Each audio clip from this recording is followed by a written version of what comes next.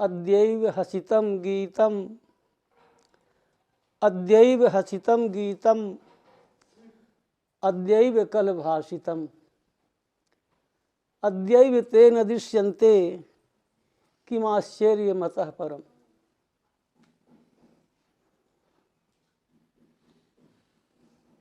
भैया महाराज के संबंध में अभी और कुछ श्री जगतगुरु भगवान बोल के आपको हमको समझाएंगे, किंतु जिस कड़ी में ये अभी बात चल रही थी, मैं निवेदन करूं,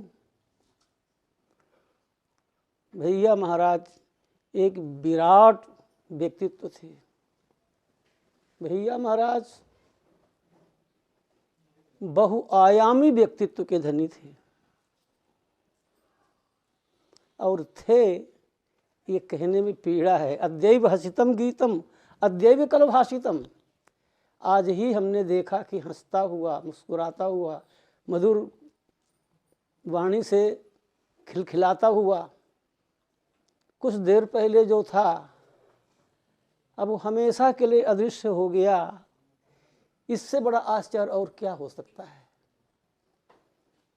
किंतु ये प्रभु का विधान है, इस तरह से महापुरुषों का आविर्भाव और फिर तिरोधान दोनों होते चले आए हैं। आज जैसे ही मैं यहाँ आया, देखा कि श्री भैया जी महाराज का शव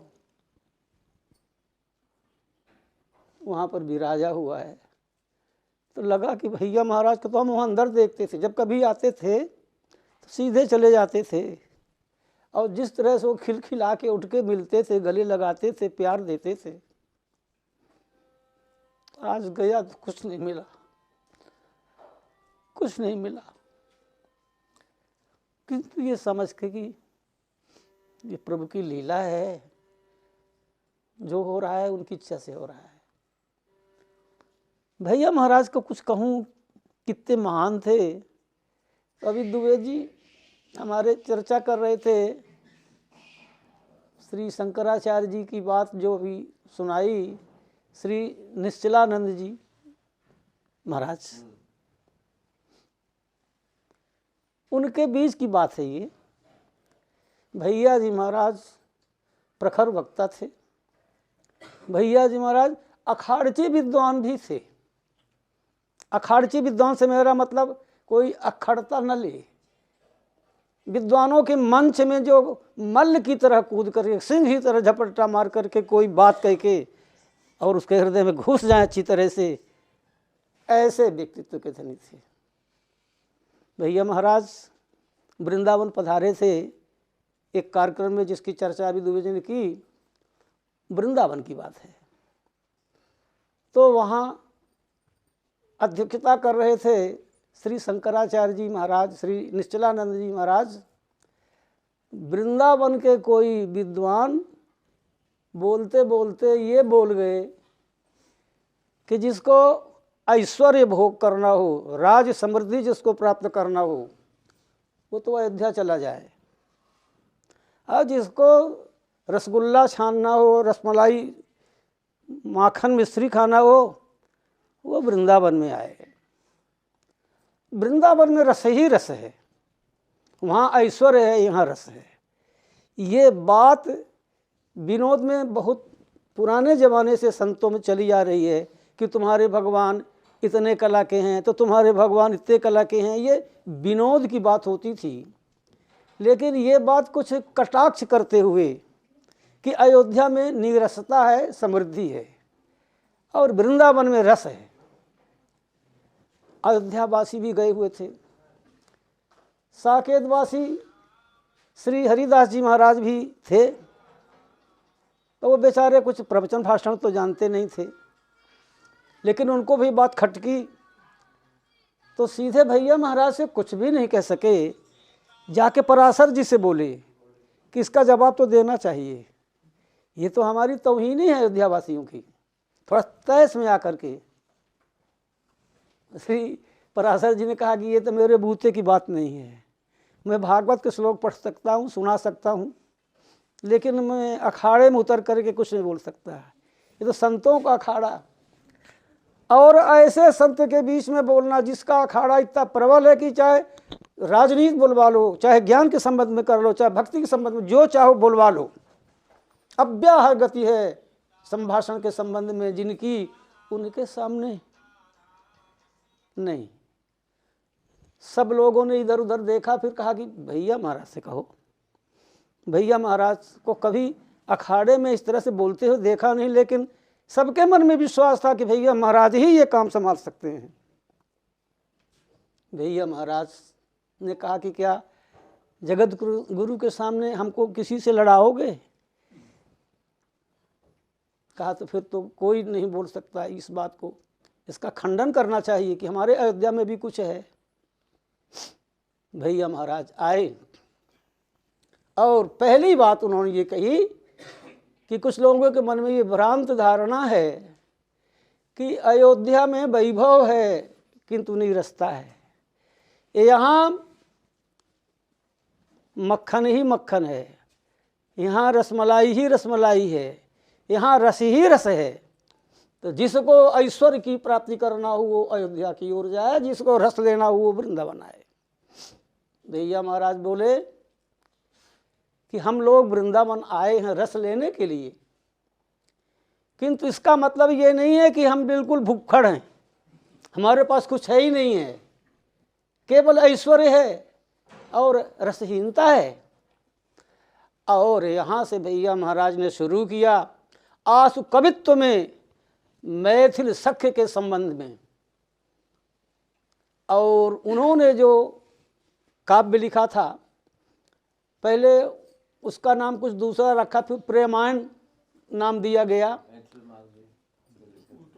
वो दूसरी चीज़ है। ये काव्य खंड काव्य है, प्रकाशित हो चुका है, उनके रहते रहते प्रकाशित हो गया। एक कापी यहाँ आ गई थी, हमने भी देखा है। तो उसमें लक्ष्मी निधि जी महाराज किस तरह से श्री किशोरी जी को लेने आते हैं इसका वर्णन है। तो आसु कवित्व में उन्होंने मैथिल सख्य को जो रस मिला है, अनेक गुप्त साहित्यों में शास्त्रों में कुछ प्रकट भी हुआ है, और गुरुदेव की कृपा से जो उनको मिला था उसको इस ढंग से उन्होंने वर्णन किया। थोड़ा सा विरह, थोड़ा सा प्रेम, थोड़ा सा ज्ञान, सबको समन्वित करके लक्ष्मी निधि जी महाराज कैसे अयोध्या आते हैं, डूबते हुए उतराते हुए भावनाओं के तरंगों में। और ऐसा कहते कहते उन्होंने पूरे समाज को मैथिल सख्य के रस में डुबा दिया। लोगों को समझ में आया कि यह भी कोई चीज है। और वो परमहंस जो बैठा था, जिसको हम लोग जगत गुरु शंकराचार्य श्री निश्चलानंद जी महाराज, जिनको हमने निवेदन किया कि चाहे जिस मामले में कुछ कह दो बुलवा दो, राजनीति में बुलवा लो, भाजपा पार्टी के संबंध बुलवा लो, कांग्रेस के संबंध, बहुजन के संबंध बुलवा लो, अव्याहत गति जिसकी, उसके सामने अध्यक्षता उनकी चल रही थी। पूरे समाज में सनाका खिंच गया और किसी को किसी के चेहरे को देखने की फुर्सत नहीं थी, केवल चुपचाप अशुभ प्रवाह कर रहे थे। और जब उन्होंने वाणी को विराम दिया तो अपने अध्यक्षीय भाषण में, जैसा कि हमारे दुबे जी ने बताया, कि उन्होंने कहा कि मैं कोई रोने वालों में से नहीं हूँ, मैं रोने वाला संत नहीं हूँ, लेकिन इस महात्मा ने तो आज मुझको रुला दिया। उनका ये कहना माने पूरी तरह से सबको समाज में रस में सबको डुबा दिया। और फिर जब वो बोलने लगे, अध्यक्षीय भाषण को आगे बढ़ाया, तो कहा कि धीरे से कहा कि मैं भी इसी रस का उपासक हूँ, मैं भी इसी रस का उपासक हूँ। ये मैं इसलिए बोल रहा हूँ, बोलने की ज़रूरत नहीं थी, हमारे दुबे साहब बोल चुके थे, लेकिन ऐसे अखाड़ची संत के रूप में भी उनका स्वरूप देखा गया है। हमारे बहुत विनोदी थे, वो विनोद भी उनके उसमें था, किसी से भी विनोद कर लेते थे। बड़ा शिष्ट विनोद अपने शिष्यों से भी, अपने गुरु भाइयों से, और हमारे परिवार के तो वो हमारे सबसे बड़े भाई, हम 5 भाई हैं शरीर से, बड़े भाई साहब भी आए हुए हैं, दूसरे नंबर का मैं हूँ, तीसरे नंबर डॉक्टर साहब हैं, एक भाई नहीं आ पाए हैं, 5 में वो बैठे हैं, और ये भी शरीर से 5 भाई थे। तो हमारे परिवार ने इनको 6वां भाई के रूप में, बड़े भाई के रूप में स्वीकार किया, और उसका दायित्व उन्होंने जीवन भर निभाया। कोई भी छोटा मोटा कार्यक्रम होता था, वो कहीं भी रहते थे लेकिन पहुंचते थे। ऐसा शिष्ट माने विनोद भी, दानशीलता मैंने सुना है। रात को एक रिक्शा वाले को कहा कि चलो हमको श्री निकुंज पहुंचा दो, ठंडी के दिन थे, वो बेचारा एक ठो बनियान पहने हुए रिक्शा में, तब तक और ऑटो सब नहीं थे, रिक्शा चलता रहा मनुष्य के द्वारा, तो बैठे, और जब घर के भीतर घुसने लगे तो रिक्शा वाले से पूछा तुम्हारे पास इतना ही कपड़ा है? कहा मर्जी हाँ, ये बघेली भाषा है, मर्जी हाँ हमारे पास है। तो नई साल लेके निकले थे, तो साल को निकाला और उसको कहा इसको तुम ओढ़ना है, जाओ ओढ़ के चले जाओ। तो गरीबों के प्रति भी एक वानगी दे रहा हूँ, कितने ऐसे हैं बहुत, प्रतिभा के ऐसे धनी। हमारे रीवा राज्य में अंतिम राजा के रूप में श्री गुलाब सिंह जूदेव हुए हैं, श्री रघुराज सिंह के नाती हैं। ये शिक्षा को इतना महत्व देते थे, किसी भी व्यक्ति को देखते हैं कि ये यहाँ पढ़ने के काबिल है तो उसको इलाहाबाद, तब रीवा में सुविधा नहीं थी तो इलाहाबाद कॉलेज होता था, यहाँ भेजते थे। रीवा के पुराने जितने एडवोकेट हैं वो सब यहाँ से इलाहाबाद से LLB करते थे। तो ऐसी प्रतिभा को पहचानते थे वो इस समय 5वीं क्लास में भैया महाराज पढ़ रहे थे, और उसी रास्ता से वो गुजारा करते थे, इनके दरवाजे से ही बांधवगढ़ जाने के लिए। सुना होगा आप लोगों ने बांधवगढ़ का नाम, बांधव गद्दी प्रसिद्ध है। तो इन लोगों ने गांव वालों ने सोचा कि राजा साहब को रोका जाए और उनसे कुछ निवेदन किया जाए। तो एक छोटा सा मान पत्र लिख करके इनको थमा दिया गया, और उस 5वीं क्लास में पढ़ने वाले छात्र ने किस तरह से अभिभूत किया महाराजा साहब को, और उस समय उन्होंने 5 रुपया इनको पुरस्कार दिया। 1 पैसे का बड़ा महत्व मानते थे। गुलाब सिंह जूदेव का पैसा कहीं ऐसे उसे होता नहीं था, केवल शिक्षा के मामले में ही उनका पैसा लगता था। बहुत कंजूस कह लीजिए अगर तो समीचीन होगा। उन्होंने इनको 5 रुपये इनाम दिया, ये उनके प्रतिभा का प्रमाण पत्र। 5वीं क्लास का छात्र, जाने कितने ऐसे उनके चरित्र हैं, आयाम हैं। बहुमुखी प्रतिभा के धनी का मतलब अच्छे वक्ता, जैसा कि आपने कहा, प्रखरता के साथ अपनी वाणी को आपके हृदय में जबरदस्ती स्पायर कर देना, और उच्च कोटि के कवि भावना को अपने काव्य के शब्दों में बांध करके प्रस्तुत कर देना।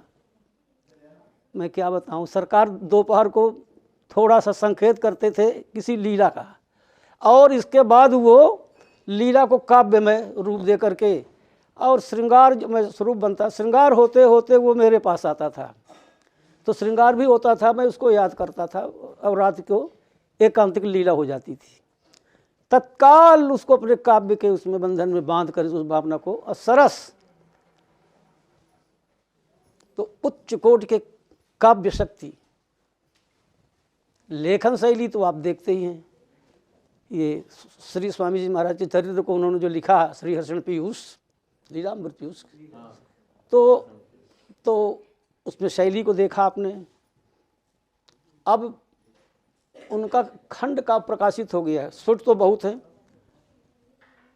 ऐसे अनेक पहलुओं के धनी, इन बिंदुओं के धनी, माने सीधे साधे शब्दों में अगर कहा जाए तो बहुयामी व्यक्तित्व आज हमारे बीच नहीं हैं।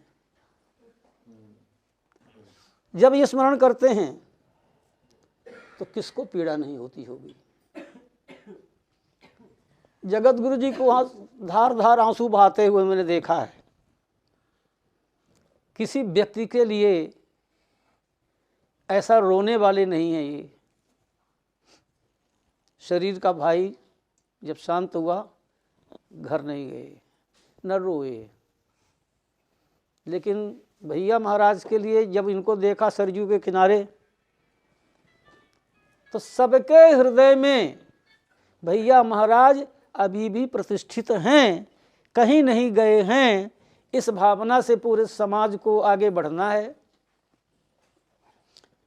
अभी जगत गुरु भगवान ने संकेत किया, श्री दुबे जी ने भी संकेत किया कि भाई समाज को आगे अगर बढ़ना है तो कोई एक निश्चित रूपरेखा बने। और ये भी बताया कि एक ट्रस्ट